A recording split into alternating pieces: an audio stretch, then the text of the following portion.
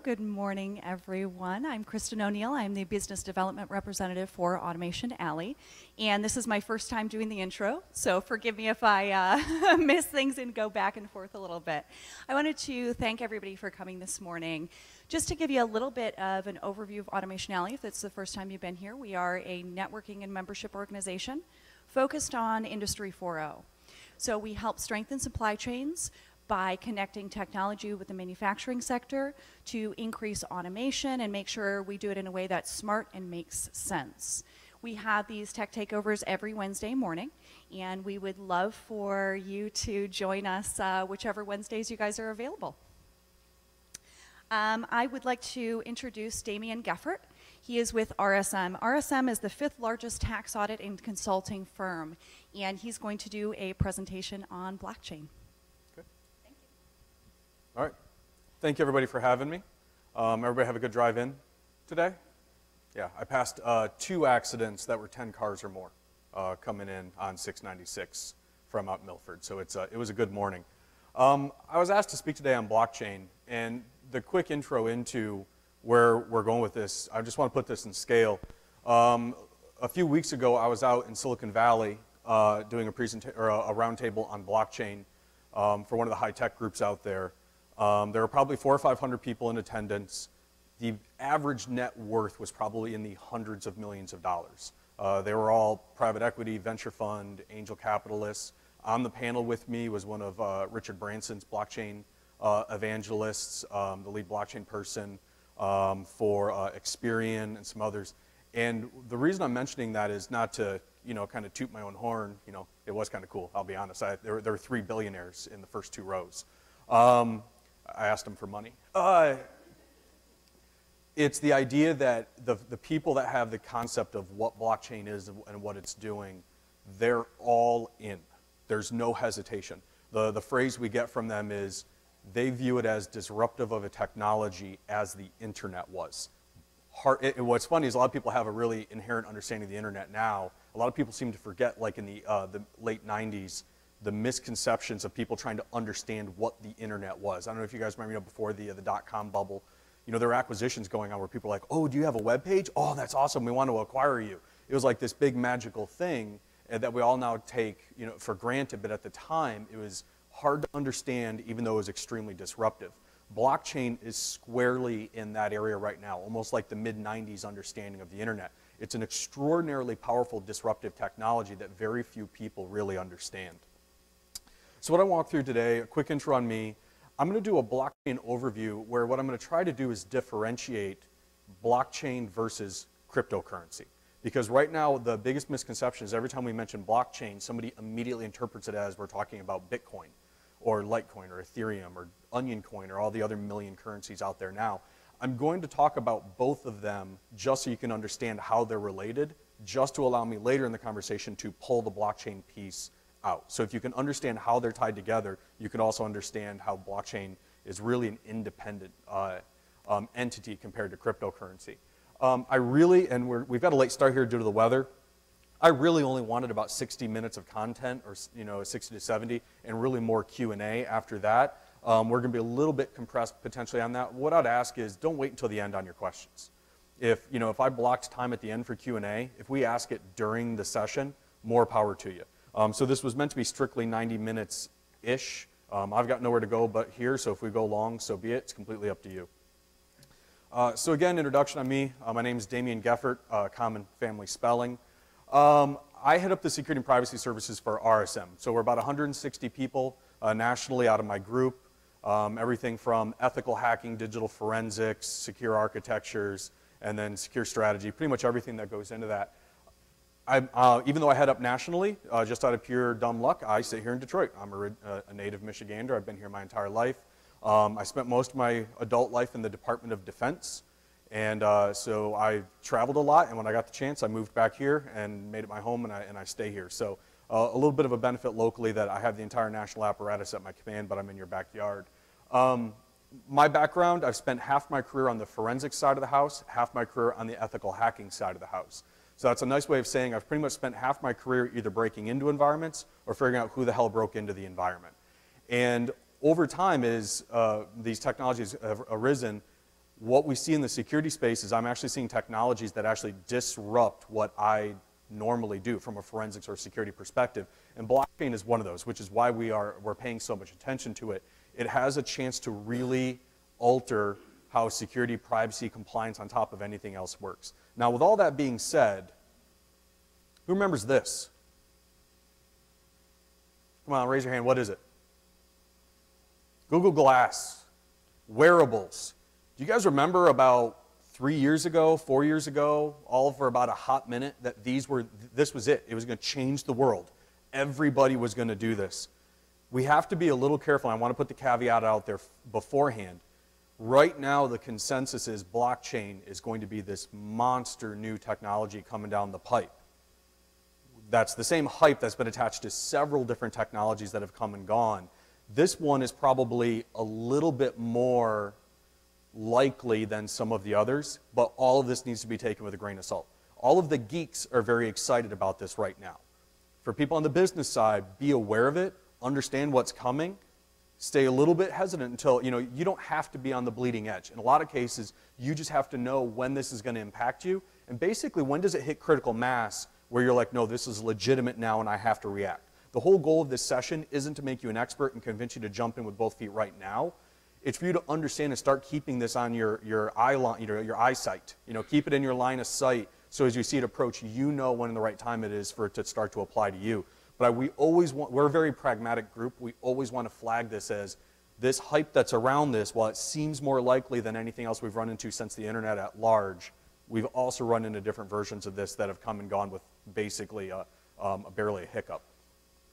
So with that being said, I want to jump into Bitcoin versus blockchain. And for Bitcoin, you can use that reference for any cryptocurrency. We just use Bitcoin because it's the most common. One of the things that make cryptocurrency works is the blockchain. The blockchain is the technology that sits under a cryptocurrency that is digitally signing and verifying what a cryptocurrency does and what it's used for and all of the transactions. They are tightly wound, but two completely different things. The blockchain is the technology that lies under cryptocurrency. You can strip off cryptocurrency and still have the concept of blockchain. However, with that, blockchain has little value if you're not using it for anything. Again, using the internet as an example, you can have a cable modem with fiber speeds, and if all you do is use it to go browse, comic strips, there's your value. It's whatever the technology is, it's irrelevant until you put it to work and try to actually go do something with it. Blockchain is a mathematical process that I'll walk through in a minute that digitally signs, verifies, tracks for something forever in a completely in a method that there's no repudiation. You can't say something didn't happen because it's mathematically provable, but that's all well and good until you figure out what exactly you want to do with the technology. So once we start talking about what actually is the blockchain, it essentially is a ledger. It's a general ledger. But it can be recorded and confirmed anonymously. So imagine a general ledger in your business or in a bank where it's sitting there and anonymous entities can add items to the ledger, which sounds really scary, except the way they do it is they're mathematically verifying each other's work so that there is no single point of authority that can ever change that ledger unless the entire population runs the math and agrees that what they're doing is correct and approves it, then it's added to the ledger. So at the same time, it's anonymous, which sounds scary. But at the exact same time, it's exposed to public consensus, which essentially makes it almost mathematically impossible to commit some type of fraud or some type of shenanigans in the ledger itself. Once it's written, it cannot be altered. And we'll talk through that a little bit. But essentially, think of it this way. If you run a math problem, and you guys remember in high school or something like that where you're working on calculus and geometry and whatever, and they'd run through these problems where you'd run through an equation and you'd come up with an answer, and that answer would get plugged into the next equation, and it'd run through and you'd come up with an answer. Anybody that's engineering gets this. When you start doing calculations on stress and lever arms and whatever, each calculation produces a result that immediately feeds into another equation. That is exactly what blockchain does.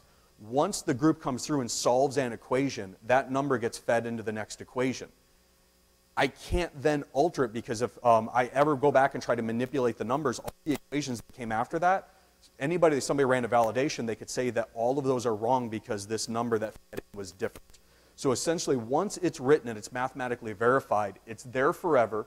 It can never be altered, and the blockchain always just writes on to the last transaction. You can't ever run back up and change because the entire population that can see the equations instantly knows that somebody changed a number because none of the transactions after that will validate. None of the numbers work. Visually, this seems to work a little bit better to get the point across. A normal ledger is a centralized ledger. The easiest example is a bank. Every entity that is trying to move cash goes to that bank, initiates a transaction. The bank grabs those transactions, runs them through their clearinghouse. They maintain their ledger of who moved money, where, how much, whatever it might be, and then they clear the transactions to the endpoint. Blockchain is a distributed ledger where there is no central clearinghouse. Each individual entity sees the movements between every other entity. So stop and think about that one as well. There is essentially no privacy in this. Now, while you can hide who is behind each transaction, because you can anonymize the endpoints, you can tell that somebody moved something to somebody, some value. And what they do is every time somebody says, we want to make a transaction, even if they hide who's doing the transaction, everybody in the party goes through and runs the math on that transaction. Somebody's trying to move X amount of dollars to this other entity. That means this other group that in the ledger says they had X amount of dollars in their account. We subtract that, we add it to the other one, everybody agrees, and everybody writes it to the ledger, and everybody has a copy of the ledger. So now if any one endpoint goes rogue and basically tries to go in and write to their ledger and say, oh, I had $1 in the bank, no, now I've got $1 million in the bank, every other entity in the pool can call shenanigans. Absolutely not. We all have our ledger. You're the oddball out. Your ledger is fraudulent, altered, mistaken, whatever it might be. They reject theirs and overwrite back over it. So essentially, from a security perspective, for me to commit fraud in this process, I would have to compromise the vast majority of every entity in the population to try to overwrite the ledger in one shot. So I'm going to pause here and ask, is this making sense? I see some nods, and I see the more natural reaction of what, it's like I'm trying to explain voodoo. Anybody have any questions on this, on where I'm at right now? Ma'am.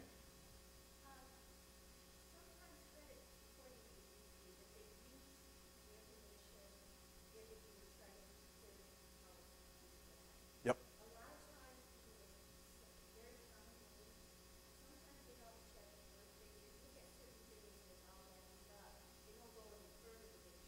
Yep.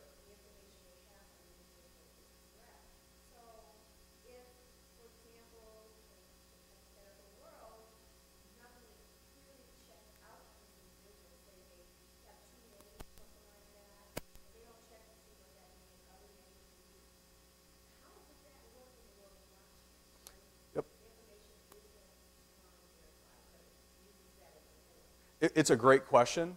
It's a little bit of a nuance because it sounds even more bizarre to say this when I'm saying it's anonymous. They don't check names, birth dates, any of that. What they do is you have an assigned, almost like you get a digital certificate on your computer that says you're validated to touch a piece of equipment, a piece of data, whatever it's going to be. You don't have your name. So Damian Geffert doesn't exist in the blockchain. What I do is when I create an account, I end up with this gigantic string of hexadecimal numbers that essentially it's almost like DNA. The odds that somebody's going to end up with that same number is probably 1 in quintillion. All they do is track entities. They don't know who, unless you expose yourself, you don't know who the entity is underneath it. Now, some of the groups that are doing this now in banking, shipping, logistics, some of the others, everybody knows who the other entity is. They do that because that's their agreement. In cryptocurrency, everybody tries to hide who they are. So you don't use your name. You get assigned an ID. And all they know is mathematically in the blockchain, your ID is mathematically assigned X amount of Bitcoin, whatever it might be, and because they've been tracking how much you've been purchasing, moving, whatever. When you move your Bitcoin to another entity, all it sees is this entity is trying to move this amount of currency to this other entity, and it moves. Blockchain doesn't validate anything. It just records and basically verifies that the transaction occurred. Now, if the transaction is fraudulent, you can't just fake out the general ledger. Well, the example I'll use is what happens if you have an account and you know that this gentleman here has 100 Bitcoin and you want it. If you break into his house and beat him with a wrench until he transfers 100 Bitcoin to you, the blockchain doesn't record that he transferred that money under duress, but it's going to record that his account moved 100 Bitcoin to you. So the blockchain, the way it's typically used right now, isn't validating your creditworthiness or whatever. It literally is saying entity X is trying to move something of value to entity Y at this time. And everybody sees that it occurred, and you can't back up from that. You can't come back later and say, no, I didn't. No, the blockchain says you did. So again, there are applications for this in credit monitoring, but what you'll see is they'll assign IDs, essentially unique IDs to each person that's in it for however they're doing it. So everybody's trying to come up with this. Again, at the end of the day, all blockchain does is digitally sign at a moment in time that a transaction occurred. Does that help? A little. Yeah, that's what I'm saying. This starts to get a little crazy, a little fast with the math. But if you really think about it, all the general ledger is doing is making a mathematical provable point that two entities had some transaction at some moment in time. And all it's trying to do is basically make it that you can't refute that you did that. That's essentially what it comes down to. So as an example, and I'm not going to go into the math, but this is a pretty basic example of how it looks. So these are blocks that are getting written into a blockchain. And what it is all the computers in the world will take these different transactions that are pending at that time, and they run these giant ungodly algorithms grinding these through and proving mathematically that they're correct. And when they're done proving that these are correct, everything gets pushed up into what they call a proof of work. It's a digital signature of that transaction at that moment in time. When the next round of transactions get processed, the proof of work from the prior block gets added to the equation. So when then all the computers in the world run all these transactions and validate and write to the ledger that all these transactions occurred, they calculate the proof of work for that one, meaning essentially they're summing up all the transactions and coming up with a mathematical signature. And you can see they're all tying together. That's why it's called the blockchain. If somebody in their version of the general ledger went to that end block and you tried to write in there that, oh, look, Susie tried to transfer 100 Bitcoin to me, and Susie didn't. You literally are just trying to overwrite the ledger. You know, imagine a physical paper ledger that you're trying to put some whiteout on there and change the transaction. It immediately, to the community, everybody knows you faked it because they're continuously rerunning the transactions to validate. So the second you go back and try and rewrite one, because it's bound to all of the others, immediately all the math breaks. They immediately all know that your ledger violated one of these, because if you go back and change one of the blocks, when they run through and run all the calculations again for validation, they'll hit your block and its proof of work won't match the next block. So does that make sense? Once this is written into the mathematical formula, it is a continuous, nonstop, ever-running round of transactions that are dependent on all the transactions that happened before. So if you ever try to go back up in the chain and twist something, alter something, manipulate something, immediately it's visible to everybody because the math fails out. When everybody does their clearinghouse, where everybody tries to publish to the general ledger at once, you're the odd man out, where everybody's saying, whatever you did, you're wrong. And so essentially your general ledger is then blocked out of being able to write to it until you can reconcile what the problem is. Essentially, it's mathematical democracy is what it comes down to. Whatever the group consensus is, that's what it is. Ma'am?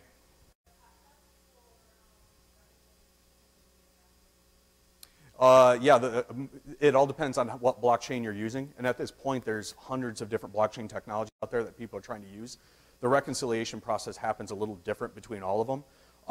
The default on most of them is you don't get to reconcile. It's here's the appropriate ledger, use this going forward, and if you don't, that's it. You're done. You're not part of the community. Nothing you do is considered trustworthy.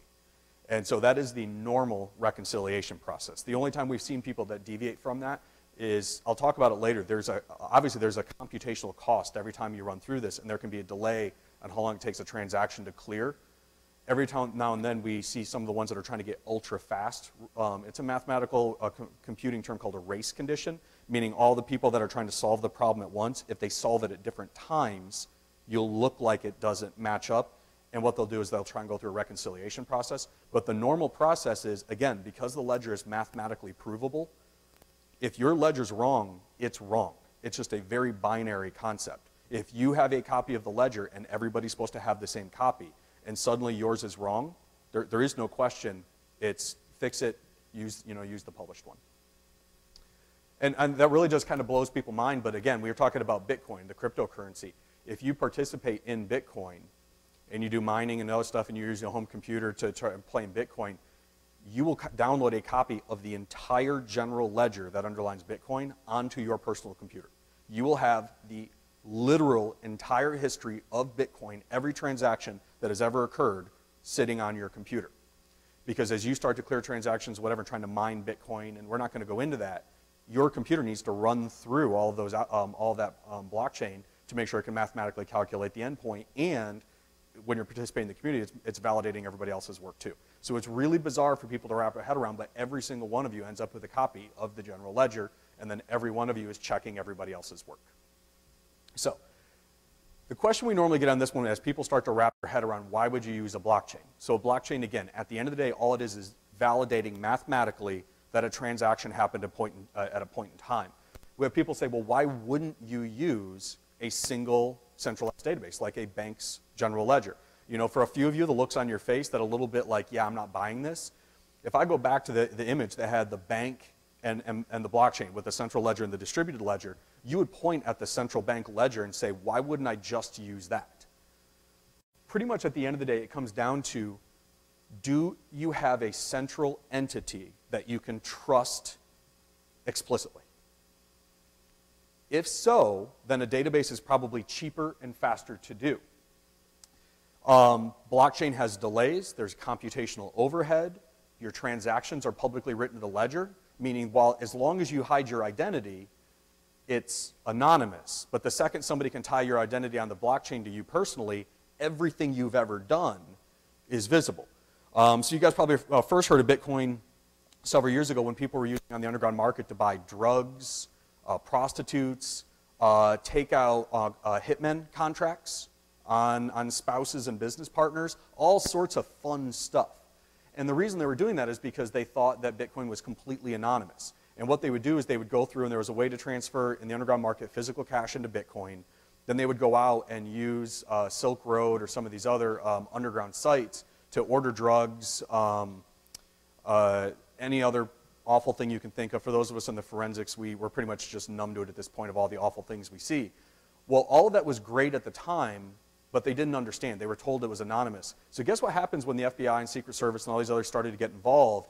And now you're a person that just bought drugs, ordered a prostitute, and took out a hit on your wife, and then you used your same blockchain account, and a year later you realize Domino's Pizza let you use Bitcoin to order pizza. So you order a pizza using Bitcoin, and literally in the order give them your name and address. The general ledger is forever, and once you identify that this identity is you, every transaction you've ever done was publicly recorded. So what do you think the FBI did? Everybody, as they started to expose their identity, they ran back through the ledger and saw every god-awful thing you've ever done with that identity. So as long as you don't mind your transactions being allocated to you, then blockchain is valid. If there is a situation where you don't trust a central authority, you're working with business partners and lawyers and overseas and whatever, and nobody quite trusts each other, blockchain might be a good example because everything's mathematically signed. You don't have to trust each other. You're essentially all looking and checking each other's work. So really the concept comes down to blockchain is there when you don't want a central authority and you don't mind your transactions being seen. And again, blockchain is to Bitcoin what the internet is to email. Email sits on top of the internet, but the internet is not email. The internet is everything that sits on top of it. Web pages, e-com, smart devices, IoT, all this other stuff. The internet is the underground plumbing, and email is one aspect of it that sits on top of it. That is what blockchain is to Bitcoin, or cryptocurrency. The cryptocurrencies use the blockchain technology to digitally sign all these transactions. But if I just throw away cryptocurrency and say, wait, do you mean I can mathematically prove that anybody agreed to do something, meaning some type of transaction? Start thinking about exchanges of intellectual property. Think of contracts. Think of anything that you need to prove at a moment in time occurred and nobody can refute it. That's essentially what blockchain does. So real quick before I start getting out of cryptocurrency, I did want to throw this in there because this is the real example of Bitcoin using blockchain. So here, Alice wants to send money to Ben. So what they do is they come to an agreement between them one-on-one saying we want to move funds. So what they do is they create a block, which is the agreement between the two of them that they're going to do this. They take that block that says, I want to move money to this person, they broadcast it out to the community, saying this entity wants to move this currency to this other entity. Everybody in the network sees that that line item in the ledger is going to occur, just like you're going to say, I'm going to take this money and go pay an invoice or whatever it's going to be. Instead of just writing it in your ledger, what you do is you broadcast it to everybody. Everybody acknowledges it. What they do is they run the math to verify that Alice has that money to give to Ben. Everybody comes to a consensus. The entity trying to move the currency has the currency to do it. They validate it, and then all of their mathematical work gets written to the blockchain. And then Ben receives the money from Alice. Essentially, according to the ledger, he now has control of that currency. Every iteration now through this, every time somebody tries to move money, when they run the transaction and they validate it, they use the math that came out of the equation that came out of the prior one, and they write the next blockchain to it. So at no point can you actually go up and pull one of the blocks out of the blockchain without validating the math of the entire thing. Does this make sense on how this works through? Okay, I'm seeing some nodding heads. Yes? So does everybody validate the transaction, or does one person validate? Critical mass. The question was, does one person validate the transaction or does everybody? It's at the point now where it's at critical mass, meaning you just need a quorum. What it is, when Bitcoin or any of your cryptocurrency started, pretty much all the people that were using it could have fit in this room easily. It was so small that basically on your laptop, all of us could validate the transaction in half a second. Now there are hundreds of millions of people using these, doing thousands of transactions a second. To force every single node to validate every transaction would break the internet. It would literally suck up all of the bandwidth and most of the processing power of the internet. So what they do is they have what they call a race, that once above a certain number of people validate the transaction out of the pool, they consider it valid, and that person receives a reward, a fraction of a Bitcoin or something like that for validating the transaction. So what it is, it's gotten to the point now where it's so massive that it only is now a portion of the population that needs to validate it. So when it's, like, let's say if it's 6 plus confirmation, that's considered, Yeah. is that what they mean, Yeah. 600? And so what it is they'll define whatever the number is that once X number of entities validate it, it's considered. It really comes down to statistics. It's the same way that when people are doing political polls, they can call 100 people in a community and extrapolate the data to represent 1 million people. That's kind of the same way it is in there. Sir? Is the validation process then, is the cost of it just some time on a computer somewhere and then Yep. X amount of time? So how are people selected to validate particular transaction? How does that process work? It's democratic. They're basically picking across the population. It's however many X entities are validating the transaction first. Does somebody say, okay, well, I'll validate so many a day or something? It's all pseudo-anonymous. It's all these entities that run the math, and they produce what they call the proof of work, meaning that they've mathematically validated whatever is, and they're acknowledging that it's true. The cost of validation, though, is Power. Yep. And the issue is who's seen some of the, I used to have a picture, and I can't remember if I have to, the Bitcoin mining rigs. Who's seen some of the pictures of those? They literally look like old school supercomputers. They're rack after rack after rack after rack of computers that are doing this. So when you're saying it's some power and CPU time, it is massive power and CPU time now. So what you're getting is you're actually getting a little bit of an elitist community in the group that what they've done is they were one of the first people into the cryptocurrency. So they were the ones that when Bitcoin was trading at like 10 Bitcoin per penny, and now it's $10,000 per Bitcoin. Well, they rolled that all the way up. What they did is they took the money, went out and bought $2 million computing rigs, and what they're doing is now they're the ones validating all the transactions because they have all the horsepower, and they get rewarded with more Bitcoin for every transaction they clear. And so essentially they got into that virtuous cycle. They're staying on the upward end of the hockey stick, where if someone decides to get into doing Bitcoin now and mining and validation, whatever, you're going to drop several $1 million of your own cash to get a rig that lets you get into the party. Ma'am. Yes. If you want to do it longhand, ma'am, more power to you. Yep. No, it's taking supercomputers 10 to 15 seconds at a shot to run some of the validations. And these are the things that they use to forecast the weather on Mars for the next 100 years. So it's, you know, even if at home I wired together every computer I've ever owned, I probably wouldn't be able to process one transaction before 1,000 people that are running these supercomputers could clear. It's kind of funny, there's a big pushback in the community right now saying essentially that cryptocurrency has turned into such a massive power drain that if you actually look at it in local communities, it's actually, you know, you're spending more money on power than you're probably actually getting out of the cryptocurrency. That's why there's some people that are not exactly bought into the cryptocurrency not blockchain, cryptocurrency in the long term. It has nothing to do with math, economics, politics, whatever. It has everything to do with power.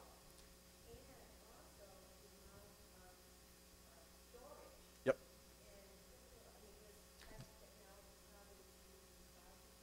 Everything. Yep. And that's kind of the issue where you have so many different cryptocurrencies now, is all of them are trying to solve those problems in different ways. So Bitcoin, as an example, there are people that are big believers in Bitcoin. It was the first. That's like saying you're a big believer in MySpace. Who still has a MySpace page? Just because MySpace was first and kind of started this social media revolution doesn't mean it was immortal. It was the first one that started the wave, and then MySpace turned into Facebook, which turned into Twitter and Instagram and Pinterest and whatever the next, you know, social media way. So people hooked into blockchain. Blockchain has really inherent, or Bitcoin has really inherent problems. Scalability, power, processing, everything. Well, now all of a sudden you're starting to talk about Ethereum and Litecoin and Dogecoin and Onioncoin and all these other ones. All of them are trying to solve that cryptocurrency issue with Bitcoin in different ways, which is why you watch Bitcoin, why it's so volatile, is people suddenly go through, they're almost bipolar. They're almost manic about it, and then all of a sudden they look under the hood and they just get the crap scared out of them and they all bail, and then they're all back in, and in the meantime, you already have people that are working behind them on the next generation of it.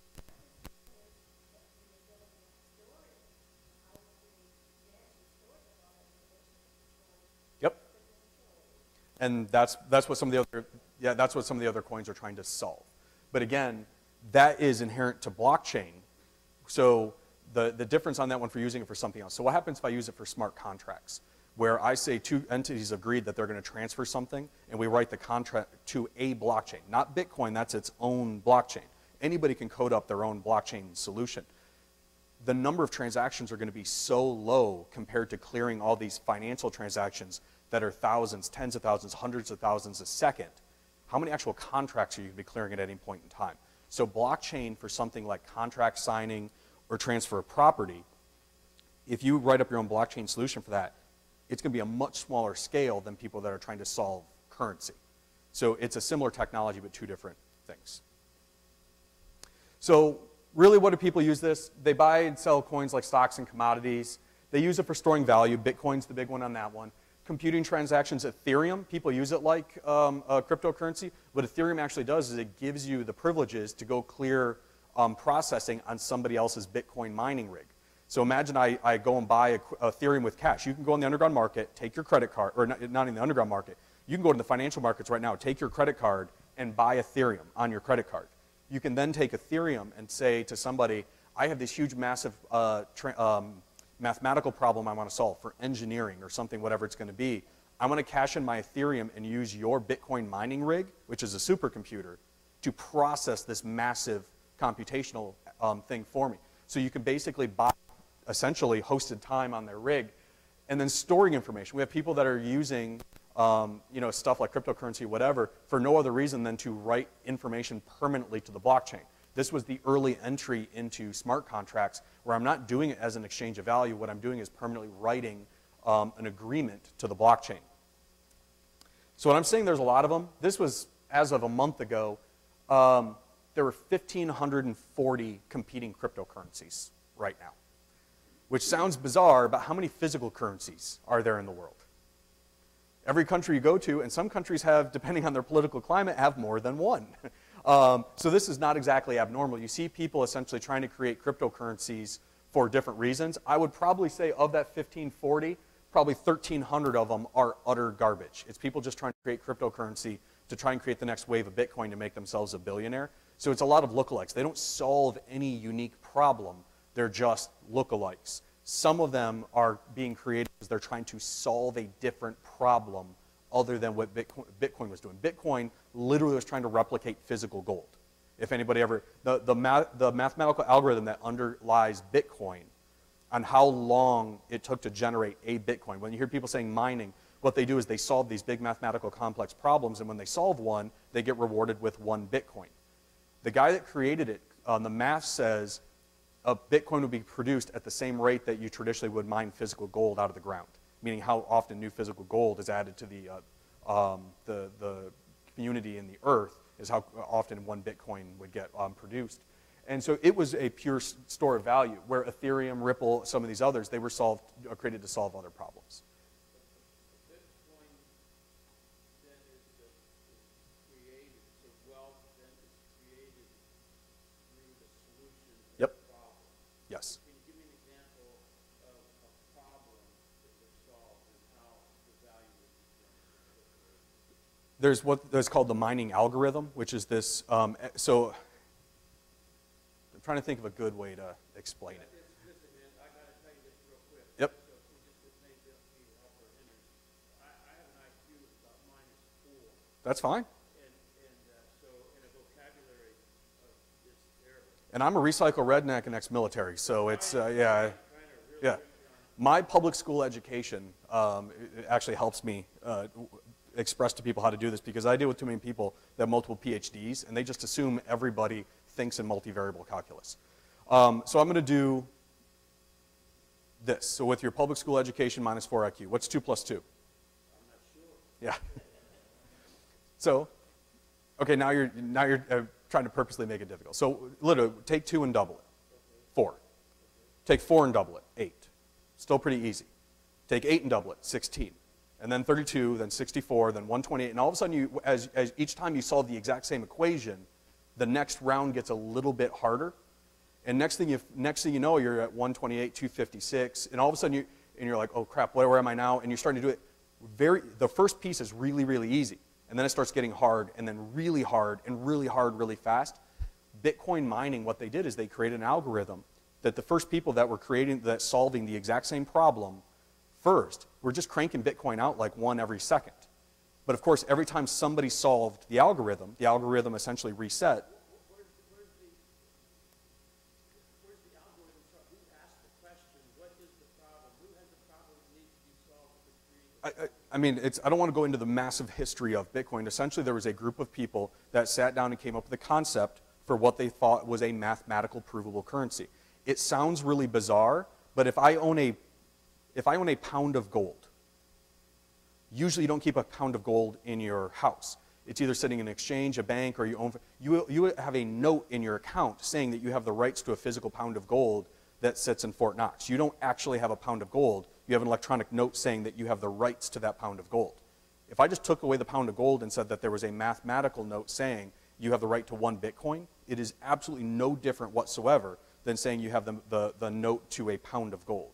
So what happened was this group of people sat down and literally said, if we abstracted out and just took away the physical concept of gold and just replaced it with another limited commodity, Bitcoin, what would be the rate? And they did basically a giant study to say that you would produce a Bitcoin that would mimic how fast we can mine gold out of the earth.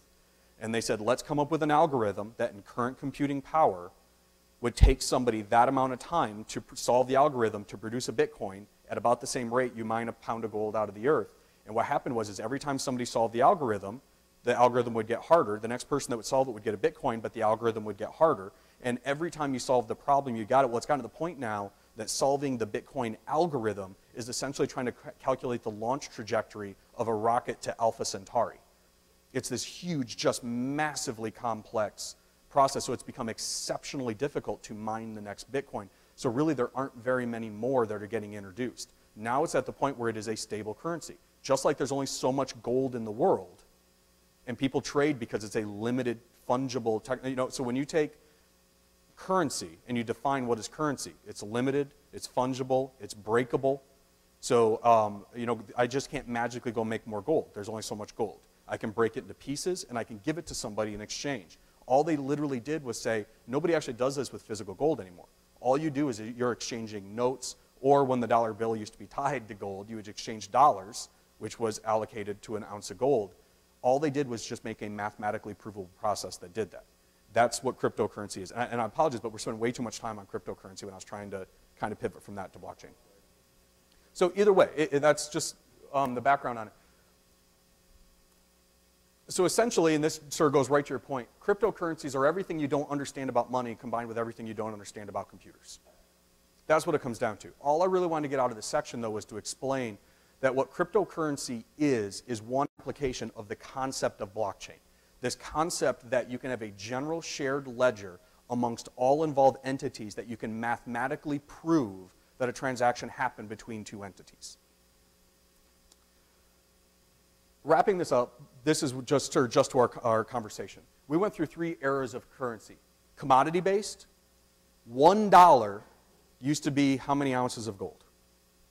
Actually, I think it was tied in like some fractional ounces of gold and 1 ounce of silver or something like that. We then went to politically based, fiat currency, where all of a sudden they unpegged the dollar from gold and they just say a dollar is worth $1 because damn it, we say it's worth $1. That's the community we live in now. Now to mathematically based, where it actually jumps back to commodity, where mathematically we can limit the amount of this currency that is created to a set rate. So it's a limited production with, the only difference is it's no central authority. So when you get away from Bitcoin and cryptocurrency and start talking about blockchain, again, just the underlying concept that I can share a general ledger amongst all entities where each individual sees what everybody else is doing and can sign it mathematically prove, it actually starts to open the concept of what else can you do with it. So right now I got this from somebody's white paper and I really liked it. When you start saying, well, what else can I do with blockchain? The big ones right now, you're seeing cryptocurrency, record keeping, securities, and smart contracts are the major families that are being explored right now. So record keeping, as an example, title records. What happens when you sell your house now? Who's ever here bought and sold a house? Got that joy to go to the mortgage company, the lending, whatever, and sit down and fill out that gigantic mountain of paperwork, and then you get told, oh wait, you forgot these, sorry, but we missed these 73 pages. You have to come back in the office, you sign those 73 pages. Then you call you back, no wait, 6 more, and you go back and you have to sign those. Whatever that might be. Imagine that you are selling your house to somebody and you literally at that, jump forward 2 or 3 years. This is already happening in proof of concept. There's companies already doing this. But in 2 or 3 years now, what they actually say is, no, we do all that on the blockchain now. So you agreed to sell your house to somebody. Your bank and their bank are all a part of this blockchain for title keeping. Your bank receives the money from their bank, and so basically what you say to the blockchain is, we're putting together a contract saying this person is going to give me X amount of money and I'm going to give them the title to my house. Their bank automatically moves the money to your bank moves the deed to their ownership, and they write it to the blockchain, and it's irrevocable. Sorry, early morning, I just flew back in last night. So now essentially you created a contract that said once this transaction occurs, I get the money, they get the ownership, you're done. You walk away, there is no signature involved with it. Everybody agreed that these were the conditions for it, and once it's written, it's done. Securities. Crowdfunding. I'll use that as an example. Who's heard of crowdfunding, where somebody like gets in an accident or whatever, they open up a GoFundMe page or whatever it's going to be, where it's essentially an individual charity. You can choose to write money to that. There's been all sorts of shenanigans in crowdfunding. A lot of people. There are crowd-funded like technology projects where people are writing new games that are entirely crowd-funded, writing new software, 3D printing, all this other stuff, where people have actually gotten very hesitant in the crowdfunding market, where somebody comes out with this what looks like an awesome idea, and I'm afraid to give them my cash because a week ago I gave somebody else my cash and literally the group disappeared and nobody could find them anymore, but they crowd-funded $1 million, then disappeared into the night.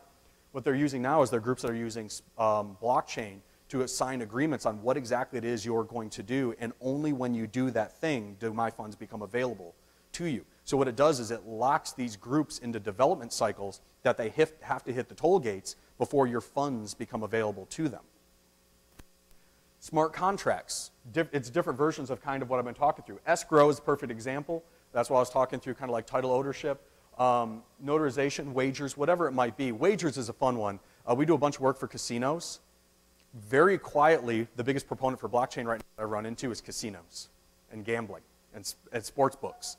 You literally are saying, blockchain, I am making this bet. If Team X beats Team Y by more than Z points, you automatically are going to allocate some funds back over to my account. If it doesn't, my funds go the other way. There's no more breaking your kneecaps in the alley. You are not allowed to participate unless the funds are available to you and it's written to the blockchain that you have them. And if the contract goes through, you don't have a bookie trying to skip town on you and not pay your debt. I don't do this. I just have a lot of really shady friends, so I kind of have a little bit of knowledge of this. So essentially, the entire bet is written to a blockchain and clears. They're very quietly, you know, you've heard the U.S. government is kind of reducing some regulations around sports betting and whatever. In some of the sub-language they wrote, part of the justification for it was the rise of the potential blockchain, essentially legitimizing sports betting. So you can see what started as cryptocurrency, all cryptocurrency did was prove the viability of blockchain, that it works. Now everybody, it doesn't matter if you're an evangelist for blockchain or just completely, or a Bitcoin or cryptocurrency, or you just don't believe in it, the technology that underpins it has been mathematically and field proven to be valid. Sir? How do you see a typical tier 2, tier 3 manufacturer company using blockchain? Sir, do we know each other? Do we pre-plan this?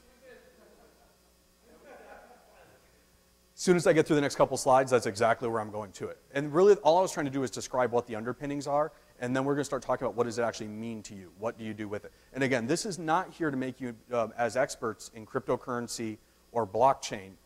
It's to give you a line of sight on this technology that's coming up that at some point you're either going to want to jump into or you're going to have to jump into because your group of business partners have agreed amongst them that this is how they're going to run their business, and you have to adopt it or you can't play in the party. So what the internet did for communications, blockchain will do for trusted transactions. If I need to commit some type of transaction that absolutely, unarguably cannot be refuted at some point in time, and everybody has to view that it's valid, blockchain is probably where you're going to go. Because if you start talking central ledger like in a bank or some tracking authority, whatever, there's always allegations of fraud, miscommunication, I didn't do that, somebody tricked it, whatever. When it's written to the ledger and everybody can see that you agreed to it, you can't, I mean, that's like making, who here has ever been drunk at a party and said something stupid, like, I bet I'm going to do this and go streaking or whatever, you know, whatever it's going to be.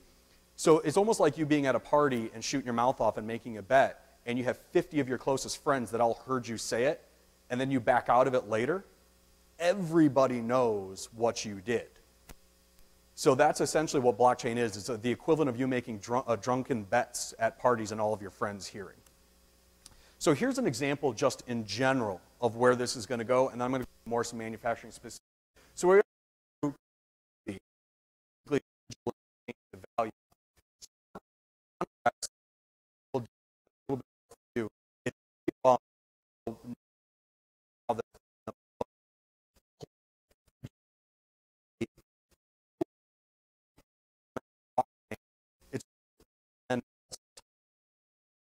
This and it delivers XML and it complete the contract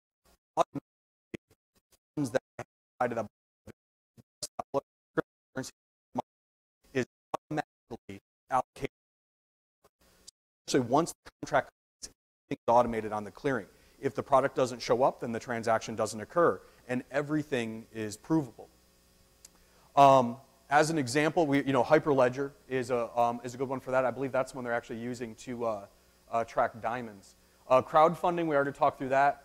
Prediction markets. People that are buying options. Stock is going up, a stock is going down. I'm going to bet against it, I'm going to short it, whatever it's going to be. Betting on future events. You are literally writing to the blockchain, I am making some prediction that this is going to occur. It pairs you up with somebody that's making the counter prediction. Sounds a lot like gambling, but that's essentially how prediction markets work. Energy markets. This is where we're starting to see another big play. You guys have heard of carbon credits and all this other stuff or whatever it's going to be. Anybody that works a lot in critical infrastructure, we have a huge critical infrastructure group down in Houston that does oil, gas, energy, nuclear, stuff like that. Almost every major utility company that does energy